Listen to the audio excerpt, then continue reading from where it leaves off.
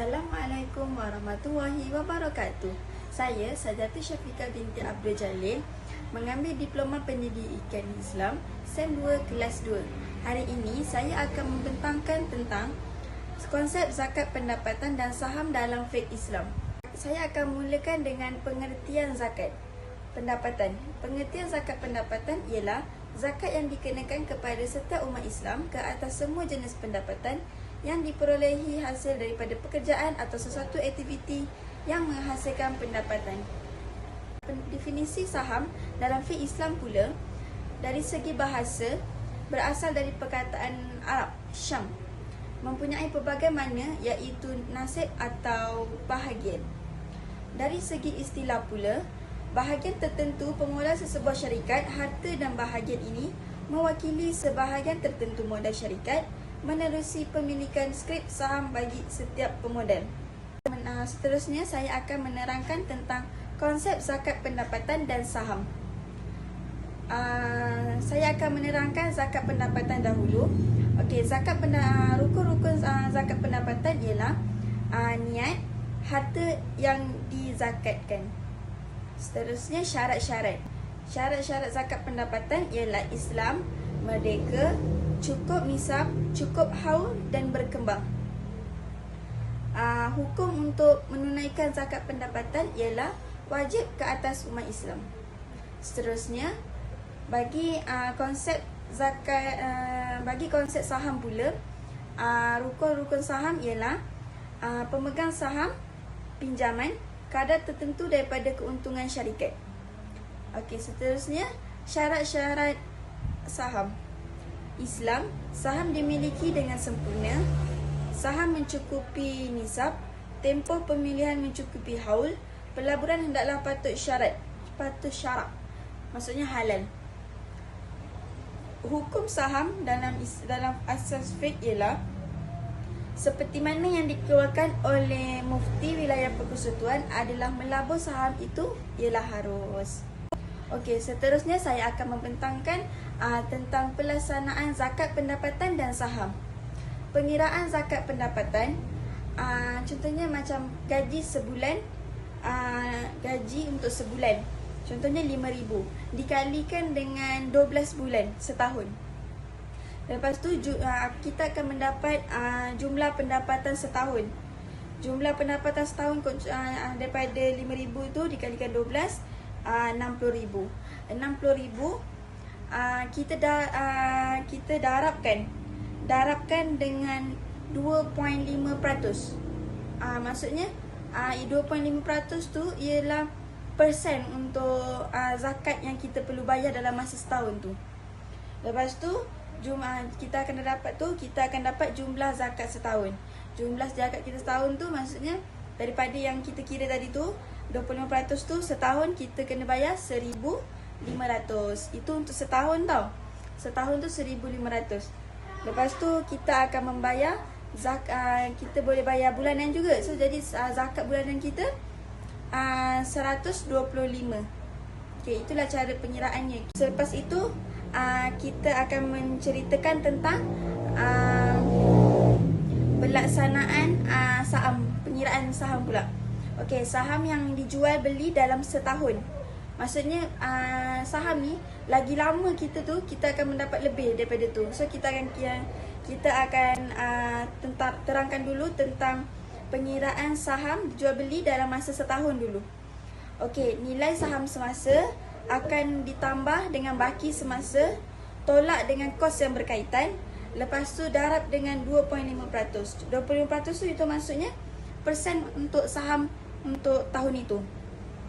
Contohnya 9,000 tambah dengan baki semasa 6,000, tolak dengan kos yang berkaitan. Dah dapat itu, kita darabkan dengan 2.5%. Kita akan mendapat 2,387.50 sen. Okey, lepas tu kita ada pula saham yang disimpan lebih daripada setahun bertujuan menjana keuntungan melalui dividen. Okey, apabila saham kita bermain lebih daripada setahun, kita akan melalui dividen. Ada tambahan dividen. Contohnya nilai saham semasa baki semasa tambah dengan dividen dan tolak dengan kos yang berkaitan. Contohnya, lepas tu darab dengan 2.5%. 25% tu macam saya cakap tadi lah, dia punya tu persen untuk saham untuk tahun tu. Okey, contoh kita tambahkan nilai saham semasa 140,000 tambah dengan baki semasa 7,000 tambah dengan dividen. Nampak? Ada perbezaan dengan yang setahun dengan melebihi setahun. Apabila melebihi setahun, kita akan dapat dividen. Tambah dengan dividen, tolak dengan kos yang berkaitan. Bila tolak dengan kos berkaitan, dah dapat jumlah tu, kita darabkan dengan 2.5% tadi, persen yang untuk saham tahun ni, untuk tahun itu. Lepas tu kita dah dapat 148,200. Darab dengan 2.5%, kita akan dapat 3,705. Itulah maksudnya yang satu orang cakap, bila kita melabur di dalam saham melebihi daripada setahun, kita akan mendapat dividen. Di situ akan menunjukkan kita akan mendapat keuntungan yang lebih. Itu sahaja pembentangan saya pada hari ini. Sekian, terima kasih. Semoga bermanfaat. Okey, di sini kita ada mendapat soalan-soalan yang lazim. Pertanyaan yang pertama dia, adakah bonus atau pendapatan sampingan seperti hasil sewa rumah dikira sebagai zakat pendapatan? Ya. Ia dikira sebagai zakat pendapatan. Nanti kalau kita nak bayar zakat, nanti dia akan dia akan membuat taksiran tentang zakat pendapatan kita. Katakan macam bulan ni kita mendapat bonus daripada gaji kita. So daripada bonus tu akan dimasukkan dalam pendapatan kita untuk bulan tu. Kalau macam tiap-tiap bulan katakan kita mendapat duit sewa rumah, okey, sewa rumah tu pun dikira sebagai zakat pendapatan kita pada setiap bulan. So bila kita nak membayar zakat, itu semua akan dimasukkan dalam zakat pendapatan kita. Soalan yang kedua, bolehkah saya membayar zakat ini secara ansuran dan melebihi tahun haul? Okey, kita ni diharuskan membayar zakat secara ansuran. Maksudnya secara bulanan lah. Kita bayar zakat pada tiap-tiap bulan, diharuskan. Tetapi jika kita dah melebihi haul, kita dianggap bayaran zakat kita tu dianggap sebagai kodok zakat.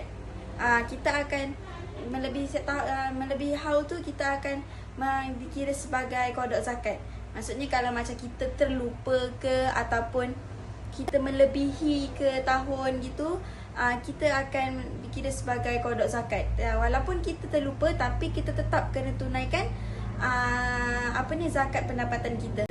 Seterusnya kita mendapat soalan, boleh kaya ke dengan saham? Boleh kaya ke dengan saham? Saham ni sebenarnya kita memerlukan masa, kita memerlukan ilmu yang tinggi. Maksudnya kita kena kasih, maksudnya sentiasalah kita kena kasih masa kita untuk menengok saham, membayar saham apa semua tu. Sebab saham ni memang memerlukan masa dan ilmu yang tinggi. Disebabkan tu kalau orang yang nak main saham, jika dia mempunyai masa yang lebih, maksudnya dia lepas tu ilmu yang tinggi, dia sentiasa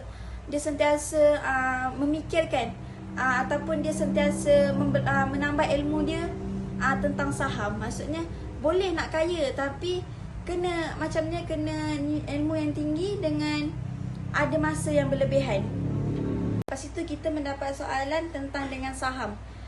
Adakah saham sama dengan berjudi? Tidak. Saham ni bukan macam berjudi, sebab saham kita macam dia ada turun naik juga, tapi turun naik yang tak mengikut nasib. Maksudnya kalau ada turun tu ada alasan-alasan yang tertentu, kalau naik pun ada alasan-alasan yang tertentu. Maksudnya dia ada hala tuju pasaran lah. Lepas tu macam dia tak macam judi. Kalau macam judi, maksudnya ia 100% mengikut nasib nasib seseorang pemain tu. Maksudnya macam saham ni tidak sepenuhnya bukan nasib lah. Maksudnya dia turun naik tu, turun naik saham itu semua ada alasan, ada hala tuju pasaran. Maksudnya ada alasan, contohnya dari segi ekonomi ke, dari segi politik ke, itulah mempunyai alasan-alasan tertentu. Kalau macam judi tu tak, judi tu dia memang 100% mengikut nasib macam tu.